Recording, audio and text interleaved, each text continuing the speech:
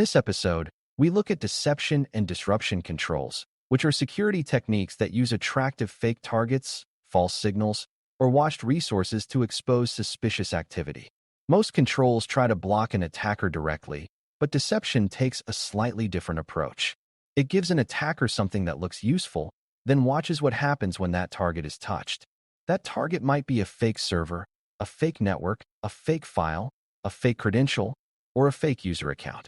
These controls can help defenders notice activity that might otherwise remain hidden, especially when an attacker is exploring an environment after the first compromise. They can also slow the attacker down by making the environment more confusing and less predictable.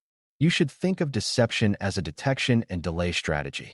It does not replace patching, segmentation, access control, or monitoring, but it gives defenders another way to catch behavior that should not be happening. Before we continue, a quick note. This audio course is part of our companion study series. The first book is a detailed study guide that explains the exam and helps you prepare for it with confidence. The second is a Kindle-only ebook with 1,000 flashcards you can use on your mobile device or Kindle for quick review. You can find both at Cyber.Me in the Bare Metal Study Guide series. The basic value of deception is that fake assets can be easier to interpret than normal assets.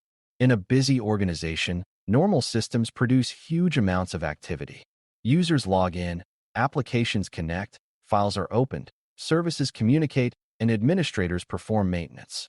It can be hard to know which activity is harmless and which activity is an early sign of an attack.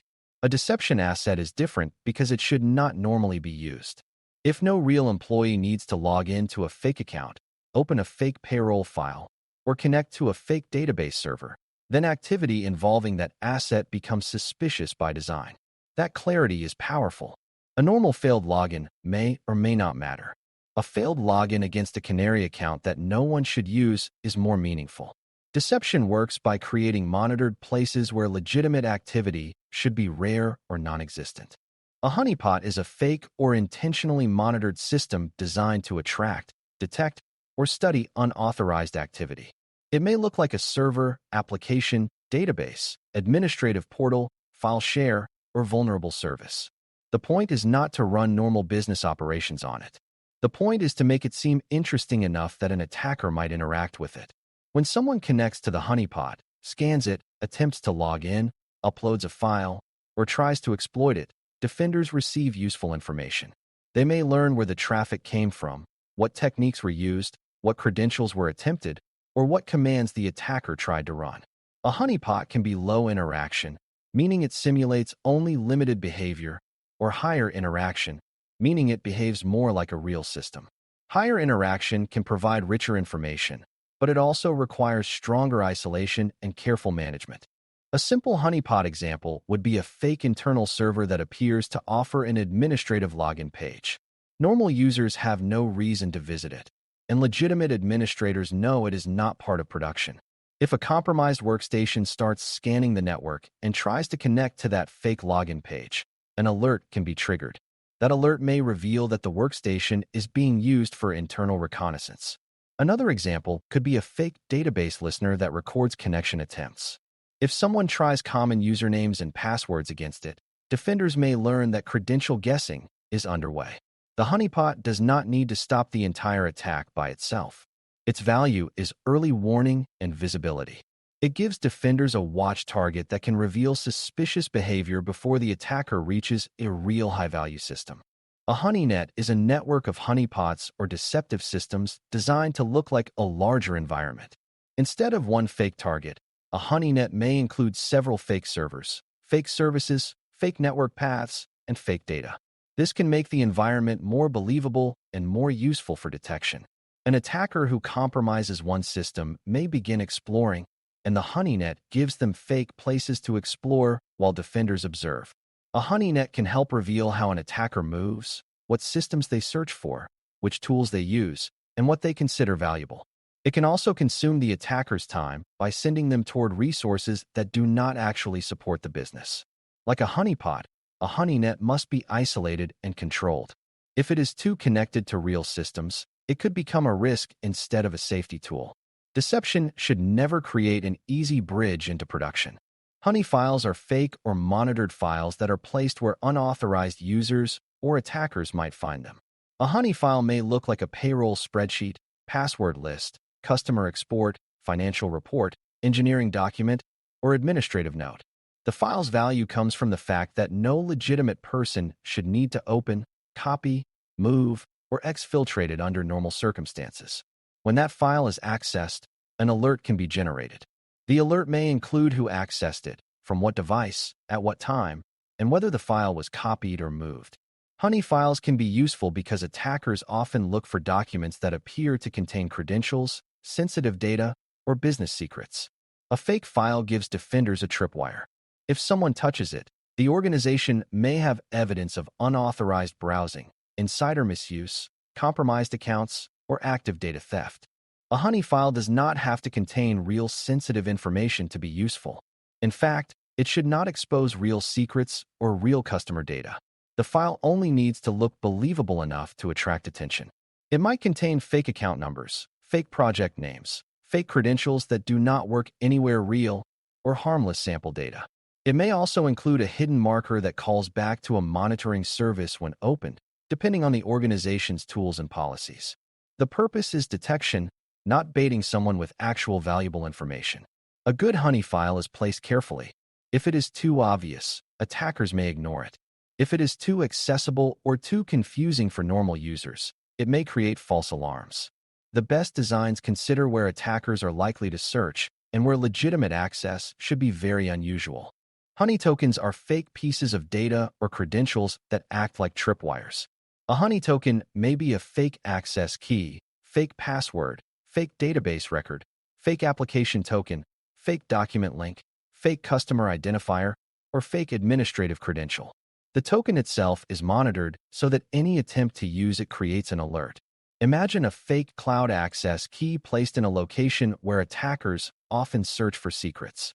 The key does not provide real access to production, but if someone tries to use it, defenders learn that someone found it and attempted to use it. That can reveal exposed repositories, compromised workstations, malicious insiders, or automated scanning tools. Honeytokens are powerful because they can be lightweight and widely distributed. They do not require a full fake server. They are small signals placed in strategic locations that should remain untouched unless something suspicious is happening. Honeytokens are especially useful in places where secrets should not appear, but sometimes do because of mistakes. Developers may accidentally commit credentials to a code repository. Administrators may leave notes in a shared folder. Scripts may contain connection strings. Attackers know to search these locations. A honeytoken can take advantage of that attacker behavior by placing a monitored fake secret where misuse becomes highly visible.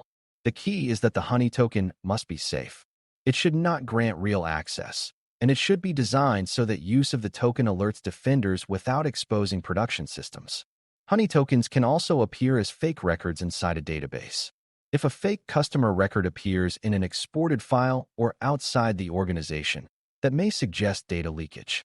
The token becomes a marker that helps defenders identify suspicious access, movement, or disclosure. A Canary account is a fake or carefully monitored user account that should not be used during normal operations. The name comes from the idea of an early warning signal. If someone tries to log in with the Canary account, reset its password, add it to a group, use it for remote access, or authenticate to a service, defenders know something unusual is happening. A Canary account might be created with a tempting name that suggests administrative value, but it should not have real privileged access. It should be locked down, monitored, and designed so that attempts to use it generate alerts. This can help detect credential harvesting, password spraying, directory browsing, privilege escalation attempts, or misuse by someone exploring identity systems. Because real users do not need the account, activity around it is easier to treat as suspicious. Canary accounts also help expose attackers who are looking through directories or credential stores.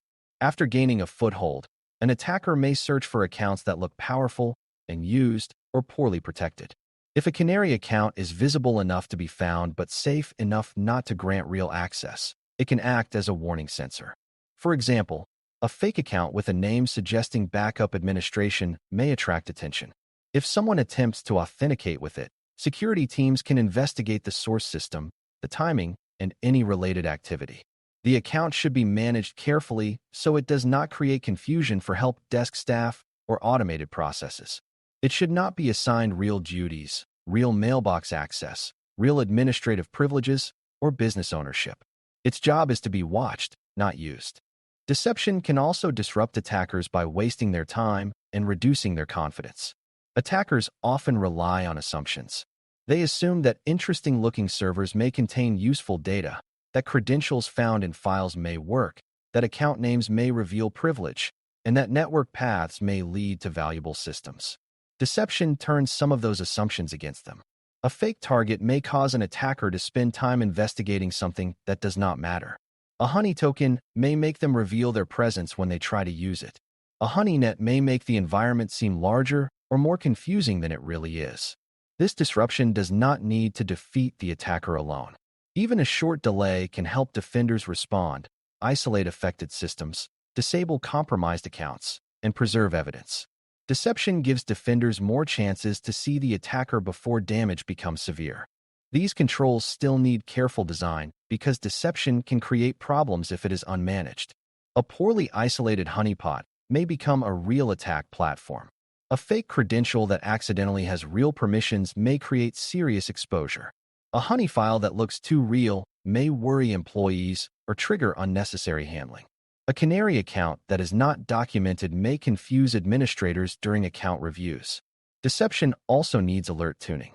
If a honeyfile is placed somewhere normal users frequently browse, false alarms may become common.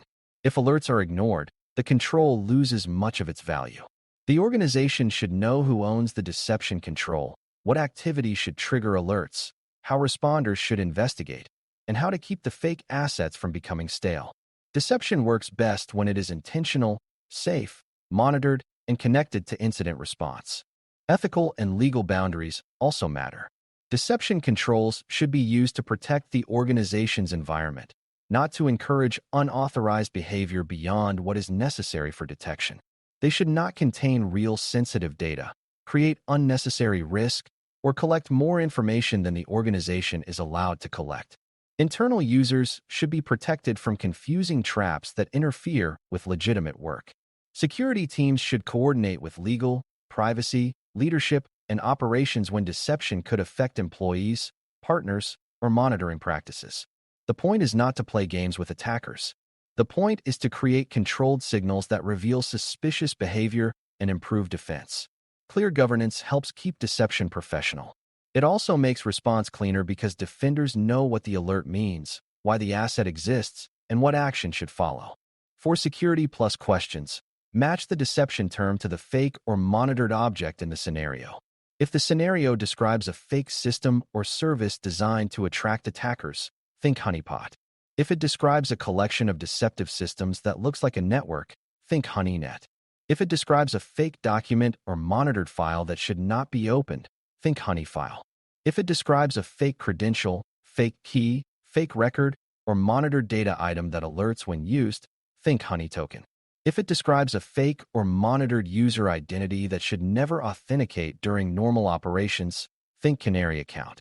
If the question asks what these controls generally provide, think detection, alerting, attacker delay, and intelligence about attacker behavior.